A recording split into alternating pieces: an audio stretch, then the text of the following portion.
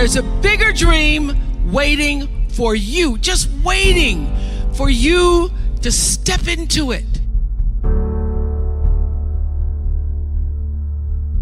Everything you try to do is already done. So when I figured that out, what I'm putting out is what's coming back.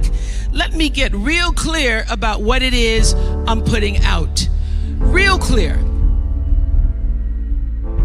So I read a book about 1989 called Seed of the Soul. And in that book, Gary Zukav talked about the laws of karma, of the laws of cause and effect, the third law of motion. And in that book, he talked about how your intention is always one with the law. Meaning, before you even think about a thing, you have an intention for the thing. And that the intention is going to determine the outcome. That's why the same people can go to the same church service and somebody walk down the aisle just to be seen to put some money in the church, and somebody else who just goes and just has a little bit to offer. The intention with which you give, the intention with which you serve determines the outcome. So when I figured that out, I went, whoa. I changed everything I did on my show. I called in the producers and I said, from this day forward, I will no longer be speaking to the KKK.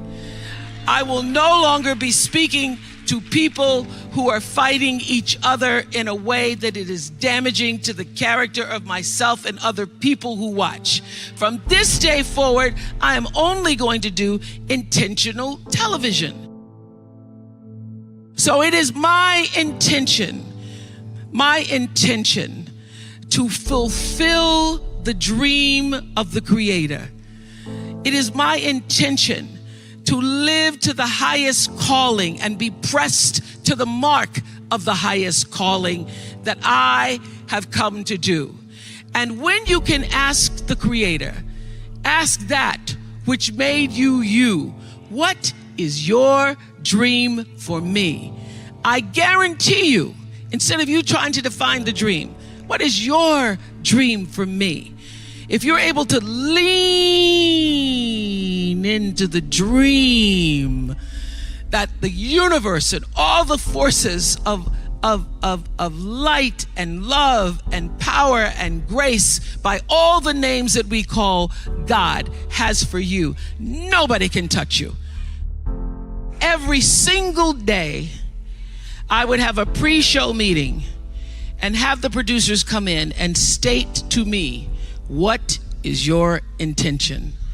How do we want to use whoever is on this show, whatever is happening on this show, to serve the audience in a way that fulfills the mission of uplifting, enlightening, encouraging, as well as entertaining? And if it doesn't do that, then I can't do it. There's a bigger dream waiting for you, just waiting for you to step into it. To step into it. Your life is big. Your life is huge. And we spend so much time wanting to be in somebody else's life.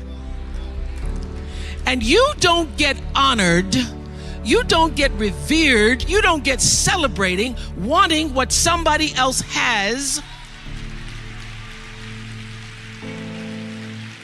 because that which created you, divine intelligence that dreamed you from before your ancestors ever knew they would become your ancestors, that which dreamed the seed of you, wants you to know how special, how wondrous, how mysterious, how complex, how glorious, how phenomenal you are.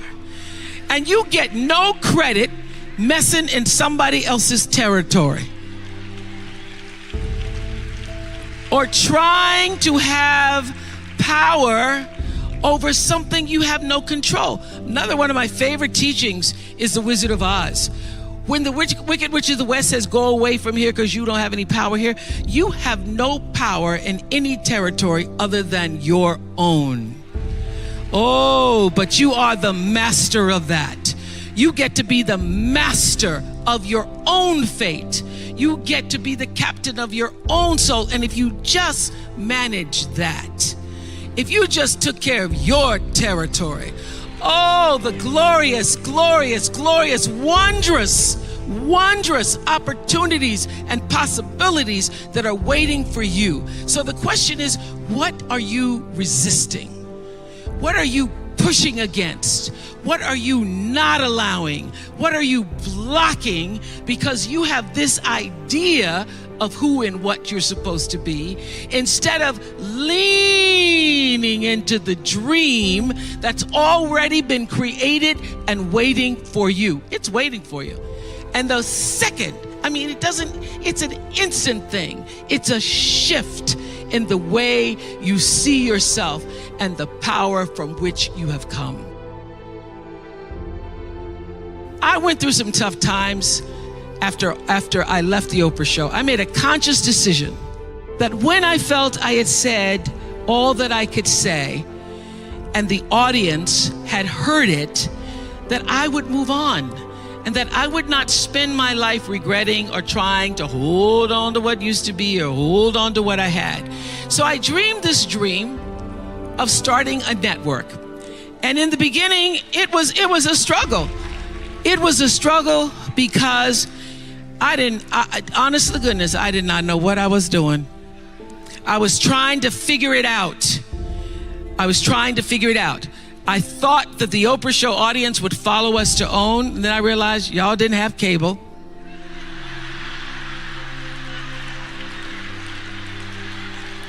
And if you had cable, you did not have the OWN package. So it took me a minute. And unlike most people who you get to have your mistakes in private, some don't go right in your life, you get to sulk about it in private. If I make a mistake, it's on the CNN crawl or the CNN news. So when I was in the climb and there were so many wonderful owners, I see Churl Action Jackson here. There were so many wonderful owners, people who said, oh, we're going to stand with you. We're going to stand by you. Thank you, Roland Martin. There were so many people who said, listen, we believe that this can happen. So I dreamed the dream along with Tyler Perry, who was my friend, who came to me and said, Tyler said, I'm going to help you out because Tyler can go home and write a script and direct it, produce it, and shoot it, and do it for less money than anybody in Hollywood. So we started with the foundation of have and have nots.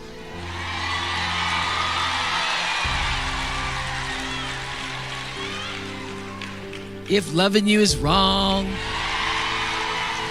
love thy neighbor, Mama Hattie.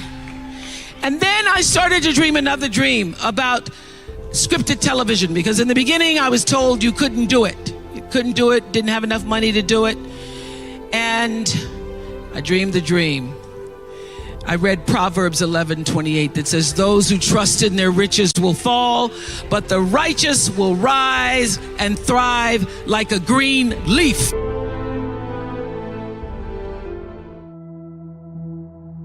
It was very difficult for me to figure out where my boundaries were, because I'd grown up poor and didn't have anything. So it's easy when you don't have anything and people ask you for money. And they say, I need $500. You say, I don't have it because I'm just trying to get my rent paid. It's harder when your multi-million-dollar salary is now in the paper and you get a lot of friends and cousins you didn't have before. So how do you set boundaries for yourself? I was having trouble setting boundaries for myself for even strangers. People would just show up at my door in Chicago and say, Oprah, I left my husband, please help me.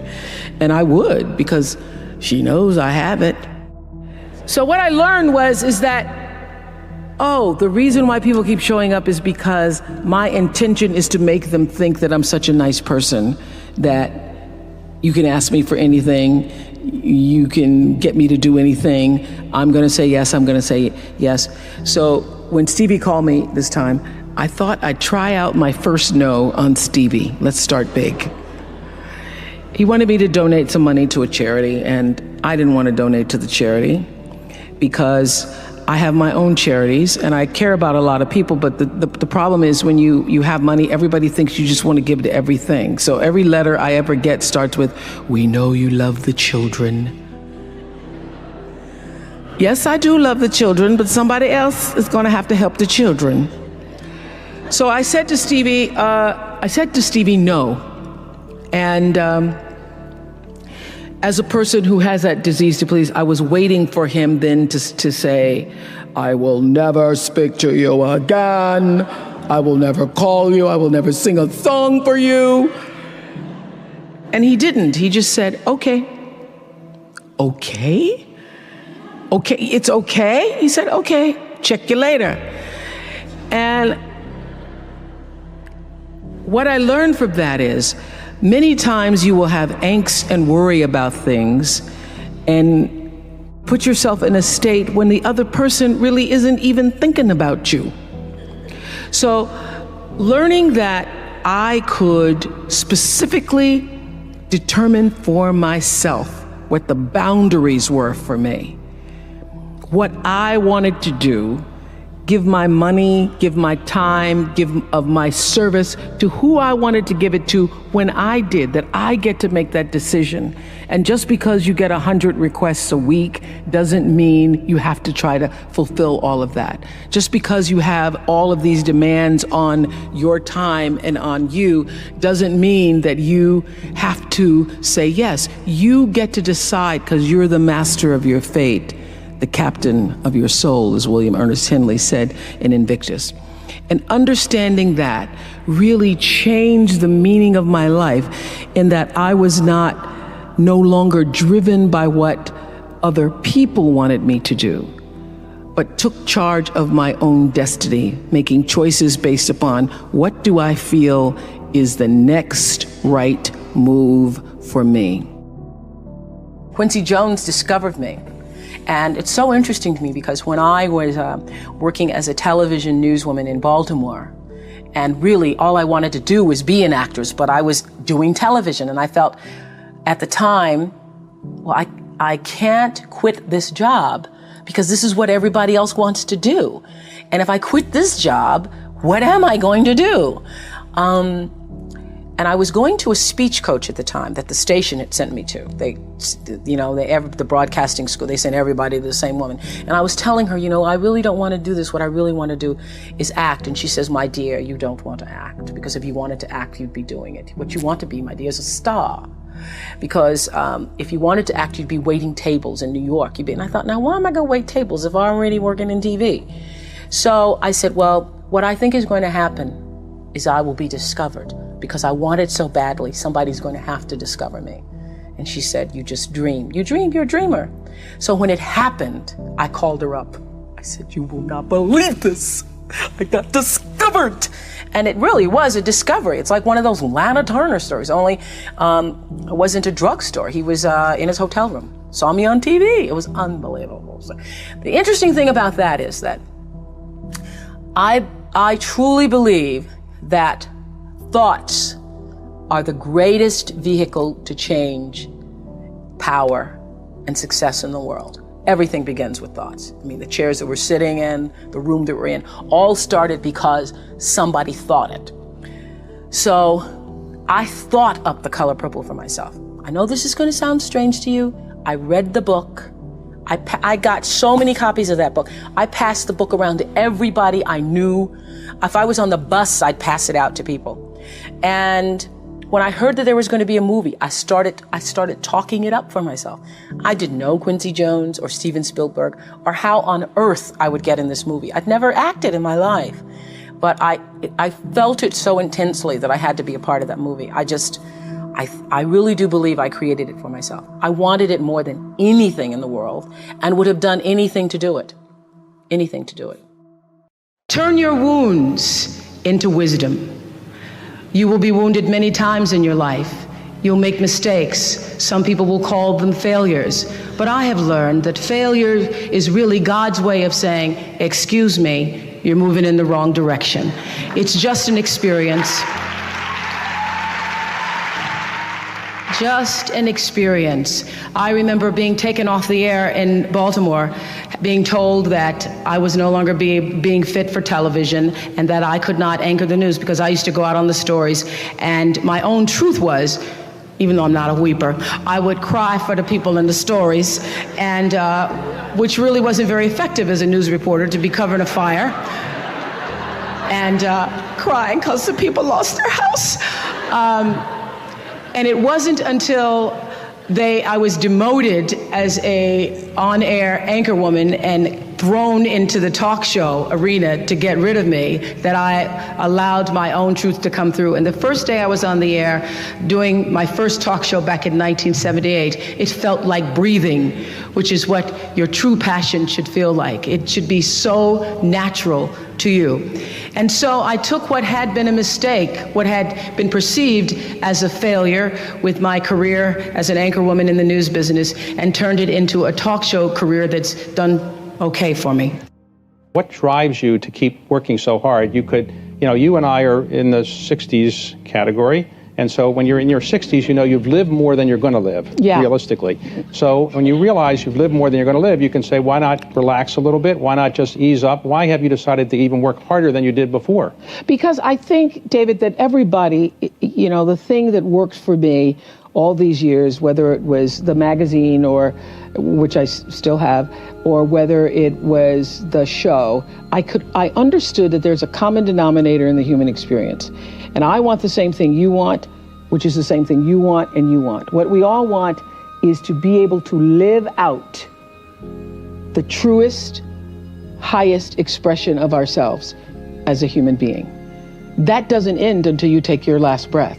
What is the truest, highest vision that you hold for yourself? No matter where you are in your life, there's always the next level. There's always the next level to the last breath. So I feel that I always knew that I would be done with the show when I felt like, oh, I've said as much as I could say here on this platform. And then how will I be used?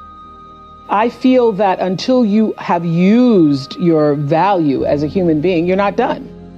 I first started as a broadcaster. I was 19, very insecure, thrown into television, pretending to be Barbara Walters, looking nothing like her, and still going to college. So I do all my classes in the morning from 8 to 1, and then in the afternoon I work from 2 to 10 and did the 6 o'clock news.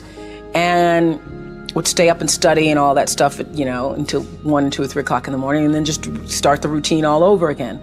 And my classmates were so jealous of me that I remember taking my little $115 paycheck, and at the time I thought it was really a lot, but taking $115 and trying to appease them. I would always, anytime anybody needed money, I was always offering, oh, you need $10, or taking them out for pizza, ordering pizza for the class and things like that.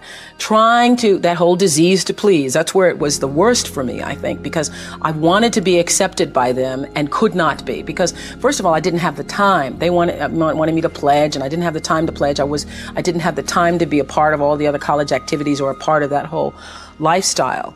And it was very difficult for me socially, really one of the worst times of my life, because I was trying to fit in school and be a part of that culture, but also trying to build a career in television. It's very difficult for me to even see myself as successful, because I still see myself as in the process of becoming successful. To me, successful is getting to the point where you are absolutely comfortable with yourself. And it does not matter how many things you have acquired. The ability to learn to say no and not to feel guilty about it, to me, is about the greatest success I have achieved. The fact that I have, in the public side, done whatever is fine. It's all a part of a process for growing for me. But to me, to have the kind of internal strength and internal courage it takes to say, no, I will not let you treat me this way, is what success is all about. It's the same thing that prevents you from being abused as a child, that prevents you from being abused as an adult, that allows you to build success for yourself. I will not be treated this way. I demand only the best for myself. You are worthy to say no. That it's okay if you say no. It's okay if you say no and then people don't like you. That's really okay. The important thing is how you feel about what you're doing, how you feel about yourself. It's a long struggle, though. It's a long struggle. And I'm just hoping that, in the work that I do on the show and the speaking that I do around the country, and that young people who are watching this can get the lesson sooner than I did. Because it's painful, because you keep repeating it over and over and over until you get it right. And what I found is that every time you have to repeat the lesson, it gets worse. Because I call it God trying to get your attention, the universe trying to get your attention. So we didn't get your attention the first time, so we're going to have to hit you a little harder this time. So I'm still doing it. I'm still learning. Create the highest, grandest vision possible for your life, because you become what you believe. When I was a little girl, Mississippi, growing up on the farm, only buckwheat is a role model, watching my grandmother boil clothes in a big iron pot through the screen door because we didn't have a washing machine and made everything we had. I watched her and realized somehow inside myself and the spirit of myself that although this was segregated Mississippi and I was colored and female, that my life could be bigger, greater than what I saw. I remember being 4 or 5 years old. I certainly couldn't articulate it, but it was a feeling, and a feeling that I allowed myself to follow. I allowed myself to follow because if you were to ask me what is the secret to my success, it is because I understand that there is a power greater than myself that rules my life. And in life, if you can be still long enough in all of your endeavors, the good times, the hard times, to connect yourself to the source. I call it God. You can call it whatever you want, to the force, nature, Allah, the power. If you can connect yourself to the source and allow the energy that it is your personality, your life force, to be connected to the greater force, anything is possible for you. I am proof of that. I think that my life, the fact that I was born where I was born and the time that I was and have been able to do what I've done, speaks to the possibility, not that I am special, but that it could be done. I have paid attention to my life because I understand that my life, just like your life, is always speaking to you, where you are, in the language, with the people, with the circumstances and experiences that you can understand and interpret if you are willing to see that always life, God, is speaking to you. Now, it took me a while to actually really get this and to understand it, but once I did, I started paying attention to everything. And one of the reasons why I can now accept the fact that I can offer my gatherings of information and wisdom and call myself a spiritual teacher is that every single person who ever came on my show, and I hear there's like 37,000 guests I've talked to, a lot of them came from dysfunction and a lot of them wouldn't appear to be teachers, but every one of them had something to say that was meaningful and valuable and that I could use to grow myself into the best of myself, which is what all of our jobs are. Your number one job is to become more of yourself and to grow yourself into the best of yourself. I remember when I started the school and I said to my beloved friend, Maya Angelou, I said, Maya, I'm just so proud that I was able to create the school. And I said, this is going to be my greatest legacy. And Maya said to me, you have no idea, because your legacy is every life you've touched. And that shifted the way I saw legacy or what you leave behind or what you do. Because Maya was explaining to me that, over all the years of watching your show, everybody who decided that they were going to go back to school or lose weight or no longer hit their children or get out of a bad marriage, all of those people who have seen and experienced your voice And the same thing with everybody here. Your legacy is every life that you've touched. And we like to think of it. I know you have done amazing things with your philanthropy. We like to think that these great philanthropic moments are the ones that leave the impact or will make the huge difference in the world. But it's really what you do every day. It's how you use your life to be a light to somebody else's, and it's how you use your work as an expression of your own art, whatever that is. Close your eyes for a moment, will you please? And breathe with me. Just close your eyes. And if you will, put your thumb to your middle finger and gather your other fingers around. And let's feel the vibration and pulse of your personal energy as you take 3 deep breaths with me. Inhale. And as you exhale, just feel the vibration, energy, blood pulsating through your body, through you. And another inhale.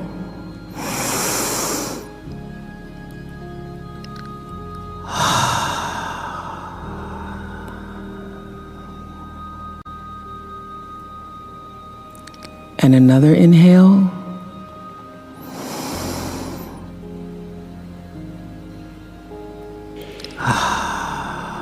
And keep your eyes closed.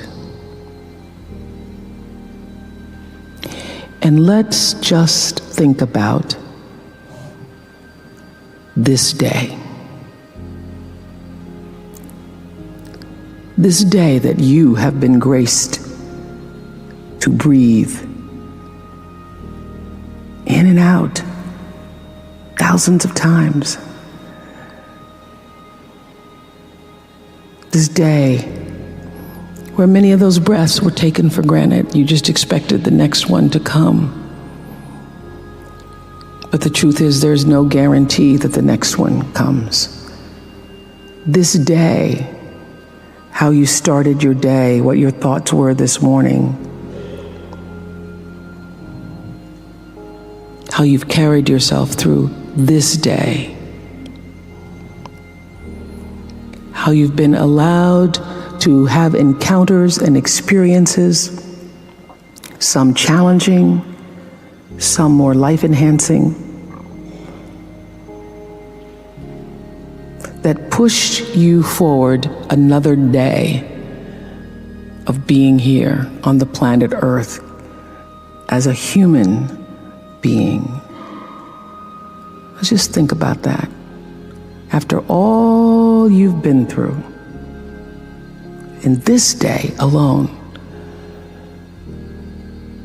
and the many days and years past, how you got here to this prestigious, esteemed university, the choices you made that have brought you to this day.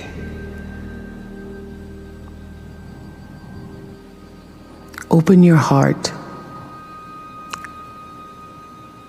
and quietly to yourself say the only prayer that's ever needed. Thank you. Thank you. Thank you. You're still here. And you get another chance this day to do better and be better. Another chance to become more of who you were created and what you were created to fulfill. Thank you. As I've grown older, I've learned to appreciate living in the moment, and I ask that you do too. I'm asking this graduating class, those of you here, I've asked all of my viewers in America and across the world to do this one thing. Keep a grateful journal.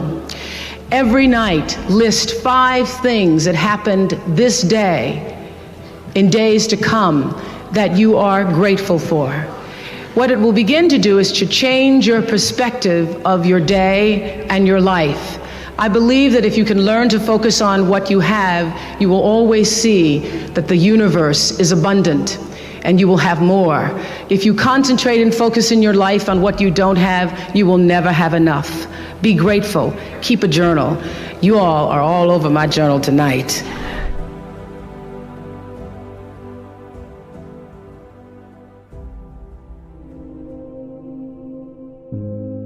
Your real job in life is to figure out what it is you are called to do. And you use a job until you can figure out what the calling is. Because a job is necessary to survive, and you live in a world where so in my early days, I had a job. I had a job until I could figure out what it was really, what that gave my life its purpose and meaning. And I'd gotten demoted in my job in Baltimore as an anchorwoman because as they hired me, and then they decided I was the wrong color and I was the wrong size and I was the wrong, I had lots of problems, and they were trying to take me off the air. And they put me on a talk show one morning because they didn't know what to do with me. But I felt like this is what I'm supposed to do. All these years I've been misplaced in news. But the moment I did that talk show, I felt like, oh, I can be myself. And that was August 14th, 1978. And that was the beginning of fulfilling the calling. If you can find what is your passion, if you find what you love, you never get tired. Or if you do get tired, you're fueled by the energy of your work. So I know that I'm doing exactly what I'm supposed to be doing at this time. I also know that what this show can do in terms of being a voice in changing the world, it's just the beginning of what this show can do. It's fun to do things like this, but and it's necessary to do things like this in order to be able to do the bigger, grander things, to change what happens to the face of children in Africa, for example, what happens to education with kids in this country. So I believe that that what has happened to me is really the beginning of the greater passion to come. But if you find out what you're supposed to do, and you know what you're supposed to do by how it feels, and so you know if you're doing the right thing, if it feels like it's right to you. And when you hit the thing that feels right, when you know it's the right thing, you know it's right because it gives you your juice, and you know it's right because you would do it for nothing. You would do it for nothing and find a way to be able just to do it in order to be able to continue. That's how you know you're doing what you're supposed to be doing. There were many days that I sat in my chair across from 1 or 2 or 5 or 6 or 7 people, and I would be so frustrated because I just wanted to shake people sometimes and say, why didn't you pay attention to your life? I said on the show, probably the producers tell me that they counted 33 times, but I know I thought it at least 1,000 times. I would say listening to your life as it whispers to you first, so that it does not have to knock you upside the head with a brick or come crashing down on you as a brick wall, is one of the greatest principles of life, because there are many things that happen in life that are beyond our control. Natural disasters, death, unexplained events. But there are also many, many, many things in life which we can control and become out of control because you're just not paying attention. You are sleepwalking through your life. And I have seen this so many times on the show. I wanted to take the guests and go, would you just pay attention? So this is what I've learned and how I've explained it to myself. Life whispers to you all the time. Your life is speaking to you all around, from the time you wake up in the morning and every single experience that's coming into your personal space, into your physical space. All of those experiences are speaking to you. They're telling you something about your life and about your circumstances. It whispers, and if you don't get the whisper, the whisper gets louder. If you don't get the whisper when it gets louder, it gets, I call it like a little pebble, like a little thump upside your head. When I was a kid, if I was doing something my grandmother didn't like, she'd just turn around and thump me. She wouldn't even look at me. She'd just give me a thump, and I'd know that's my cue to stop it, or we're gonna get worse. The whisper is the message. The pebble or the thump upside the head, usually it's gone into a problem. You don't pay attention to the problem becomes a brick upside your head. The brick upside your head is a crisis. You don't pay attention to the brick upside your head. The crisis turns into a disaster, and the whole house brick wall comes falling down. Many of you, as I have been, as I am, are where you are in your life based upon what you believe. And it's not just what you think you believe on the surface, it's also your shadow beliefs that are holding you back from moving into the life that you believe you deserve. What I know is if you're not looking at the shadows, if you're not looking at what is subconsciously running through the tape in your mind, telling yourself you're not good enough, you're not worthy enough, you're not smart enough, you're not enough, which is a tape that's playing for a lot of people. If you're not conscious of that, then you end up acting out of that belief system and not out of what you know to be the truest or want to be the truest for yourself. But you don't become what you want, because so much of wanting is about living in the space of what you don't have. So if you start to think about that, really, why are you where you are in your life? The choices that you have made have been because of what you believe to be true for yourself. But I have always had the deep understanding for myself that if anything was going to move forward in my life, that I was going to have to be responsible for making that happen. And I know that to be true now and can articulate it as you are responsible for your life. And if you're sitting around waiting on somebody to save you, to fix you, to even help you, you are wasting your time, because only you have the power to take responsibility to move your life forward. And the sooner you get that, the sooner your life gets into gear. This is what I know from doing 25 years and thousands of interviews on the Oprah Show. It does not matter where you come from. I have seen people come out of the desert, walk across the desert, being born in the most dire of circumstances. Doesn't matter what your mama did, whether she did or had a PhD or no D. What matters is now, this moment, and your willingness to see this moment for what it is, accept it, forgive the past, take responsibility, and move forward.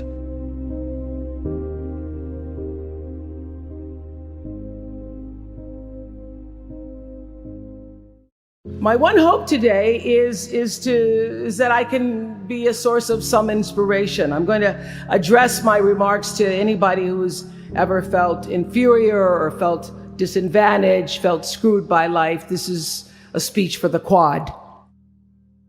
Well, I was on television by the time I was 19 years old. And in 1986, I launched my own television show with a relentless determination to succeed. At first, I was nervous about the competition, and then I became my own competition, raising the bar every year, pushing myself as hard as I knew. Sound familiar to anybody here? Eventually, we did make it to the top, and we stayed there for 25 years.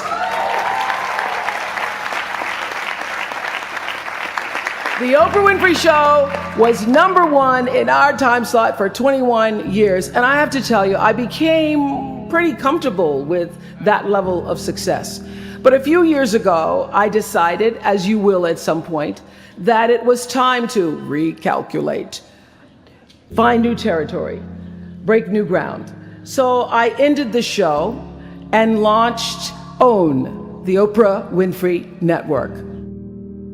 1 year later, after launching OWN, nearly every media outlet had proclaimed that my new venture was a flop. Not just a flop, but a big, bold flop, they call it.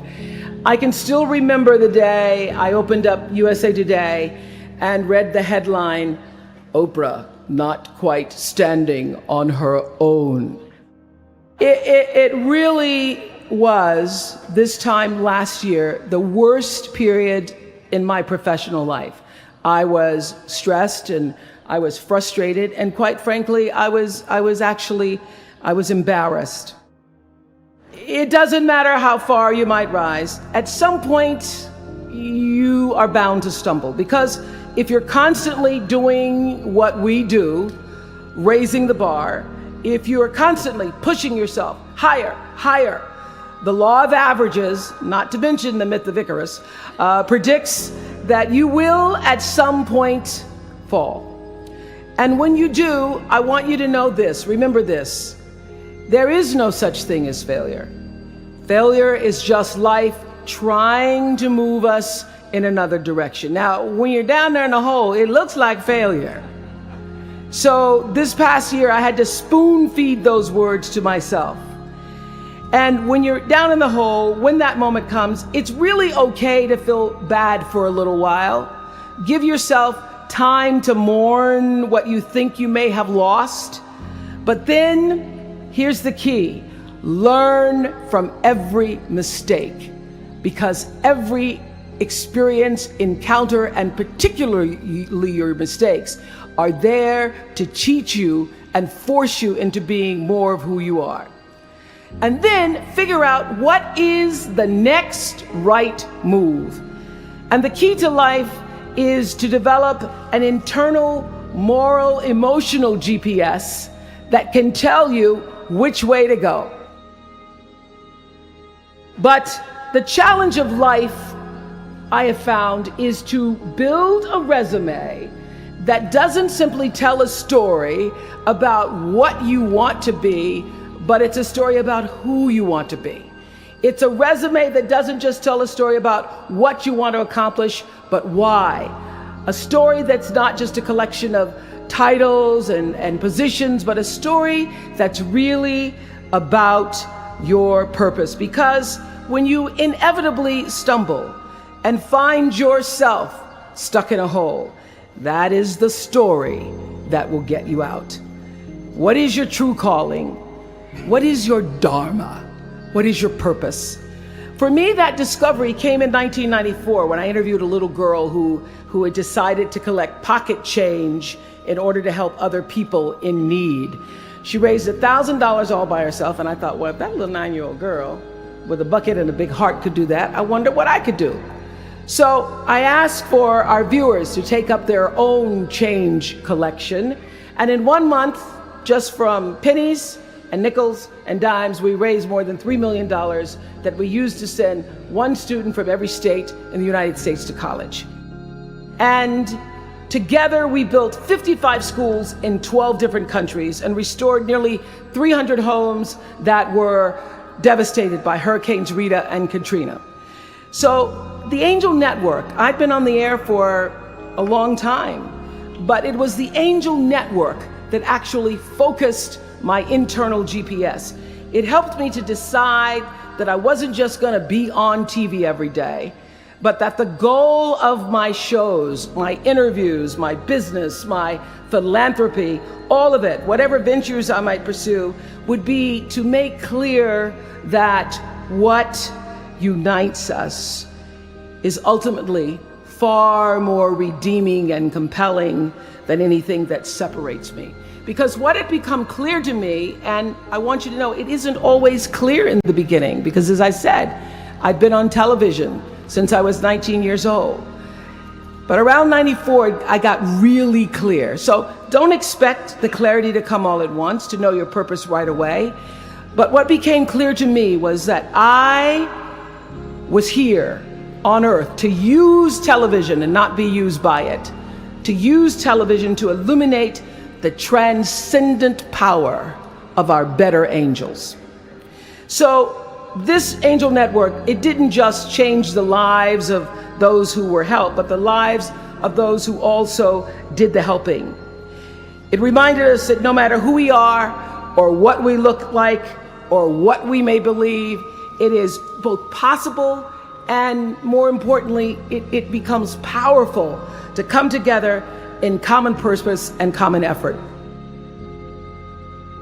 In our political system and in the media, we often see the reflection of a country that is polarized, that is paralyzed, and is self-interested. And yet, I know you know the truth. We all know that we are better than the cynicism and the pessimism that is regurgitated throughout Washington and the 24-hour cable news cycle. We understand that the vast majority of people in this country believe in stronger background checks because they realize that we can uphold the Second Amendment and also reduce the violence that is robbing us of our children. And we understand that most Americans believe in a clear path to citizenship for the 12 million undocumented immigrants who reside in this country, because it's possible to both enforce our laws and at the same time embrace the words on the Statue of Liberty that have welcomed generations of huddled masses to our shores. We can do both.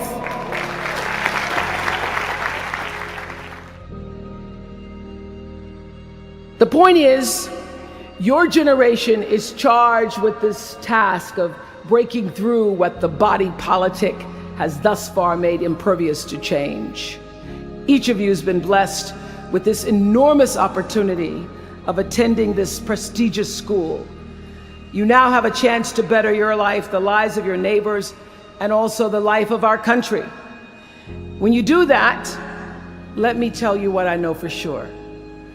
That's when your story gets really good. Maya Angelou always says, when you learn, teach. When you get, give. That, my friends, is what gives your story purpose and meaning. So you all have the power in your own way to develop your own angel network. And in doing so, your class will be armed with more tools of influence and empowerment than any other generation in history. I did it in an analog world. I was blessed with a platform that at its height reached nearly 20 million viewers a day. Now here in a world of Twitter and Facebook and YouTube and Tumblr, you can reach billions in just seconds. I know you all understand better than most that real progress requires an authentic way of being, honesty, and above all, empathy. I have to say that the single most important lesson I learned in 25 years talking every single day to people was that there's a common denominator in our human experience. Most of us, I tell you, we don't want to be divided. What we want, the common denominator that I found in every single interview, is we want to be validated. We want to be understood. I've done over 35,000 interviews in my career. And as soon as that camera shuts off, everyone always turns to me and inevitably in their own way asks this question: was that okay? I heard it from President Bush. I heard it from President Obama. I've heard it from heroes and from housewives. I've heard it from victims and perpetrators of crimes. I even heard it from Beyonce and all of her Beyonce-ness. She finishes performing, hands me the microphone and says, was that okay? Friends and family, yours, enemies, strangers, in every argument, in every encounter, every exchange, I will tell you, they all want to know one thing. Was that okay? Did you hear me? Do you see me? Did what I say mean anything to you? So whether you call it soul or spirit or higher self, intelligence, there is, I know this, there's a light inside each of you, all of us, that illuminates your very human beingness if you let it. No matter what challenges or setbacks or disappointments you may encounter along the way, you will find true success and happiness if you have only one goal. There really is only one, and that is this: to fulfill the highest, most truthful expression of yourself as a human being. You want to max out your humanity by using your energy to lift yourself up, your family, and the people around you. Theologian Howard Thurman said it best. He said, "Don't ask yourself what the world needs. Ask yourself what makes you come alive, and then go do that. Because what the world needs is people who have come alive." From time to time, you may stumble, fall. You will for sure count on this. No doubt. You will have questions and you will have doubts about your path. But I know this: if you're willing to listen, to be guided by that still small voice that is the GPS within yourself, to find out what makes you come alive, you will be more than okay. You will be happy, you will be successful, and you will make a difference in the world.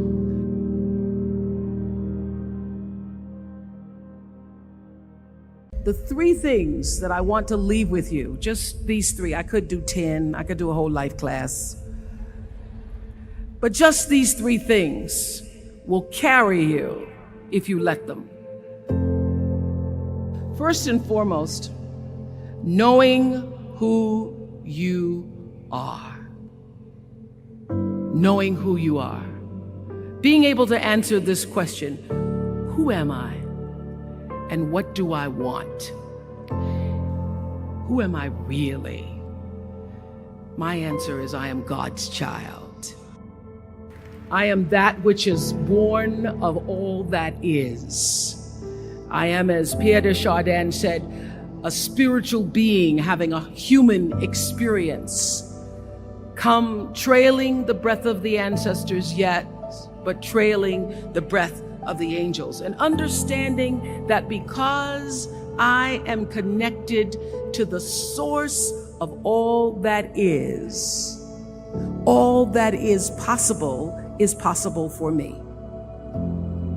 That's who I am. And what do I want? I don't want to just be successful in the world. I don't want to just make a mark or have a legacy. The answer to that question for me is I want to fulfill the highest, truest expression of myself as a human being. I want to fulfill the promise that the Creator dreamed when He dreamed the cells that made up me. What do I want? You must have some kind of vision for your life. Even if you don't know the plan, you have to have a direction in which you choose to go. What I've learned is that's a great metaphor for life. You want to be in the driver's seat of your own life, because if you're not, life will drive you.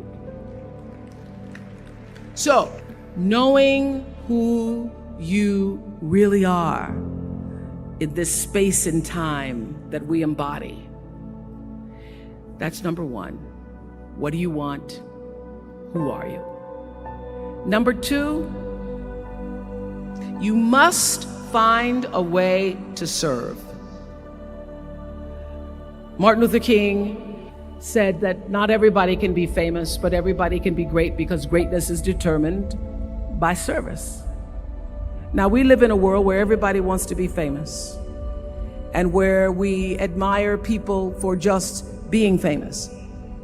We think being known brings us value. The truth is, all of that will fade in time. In 3 years, you won't be able to name the housewives of Atlanta. The real truth is that service and significance, service and the significance that you bring to your service is that which is lasting. So to be able to, whatever your occupation or job or talent or gift is, our honorees today getting doctorate degrees, to apparently opposite fields, HIV and AIDS and the spoken word. But what they have in common is service, using the spoken word in service to community and the world, using your knowledge and information about HIV and AIDS and medicine in service to the world. And if you look at all the most successful people in the world, whether they know it or not, they have that paradigm of service. Everybody's talking about Mark Zuckerberg and the IPO. Service. Jay-Z rapping. Service. Through the word, to people, through song. For many years, I was really just happy to be on TV, and people would stop and say, "Oh, you on TV?" "Yeah, I'm on TV. I like being on TV. It's a nice job." And it was about the time that I received my honorary doctorate from Spelman around 1993. So I don't know if that had something to do with it. I thought of myself as Dr. Winfrey. That I went back and I took a long look at what it was I was doing on TV and made a decision that I was no longer going to just be on TV, but I was going to use TV as a platform, as a force for good, and not be used by TV. And I will tell you, my decision to make that significant change in the way I operated on television, using television as a service, changed my career exponentially. Service through medicine, service through art, using whatever it is you produce, your product, as a way of giving back to the world. When you shift the paradigm of whatever it is you choose to do to service, and you bring significance to that, success will, I promise you, follow you. Service and significance equals success. That's number 2. Number 3, it's so simple, but so hard to do. Always do the right thing. Be excellent. People notice. Think of how you notice. You go to Taco Bell, somebody gives you an extra napkin and some sauce. You notice. You want to go back to that person. Because even at Taco Bell, excellence shows itself. Be excellent. Let excellence be your brand. Everybody talks about building a brand. I never even knew what that was. When people say, "You're a brand," I would say, "No, I'm just Oprah." What I recognize now is that my choice to, in every way, in every example, in every experience, to do the right thing and the excellent thing is what has created the brand. And what I know is that when you are excellent, you become unforgettable. People remember you. You stand out. Regardless of what it is, you become an unforgettable woman. And that is what we all want. We want to be unforgettable and not forgettable.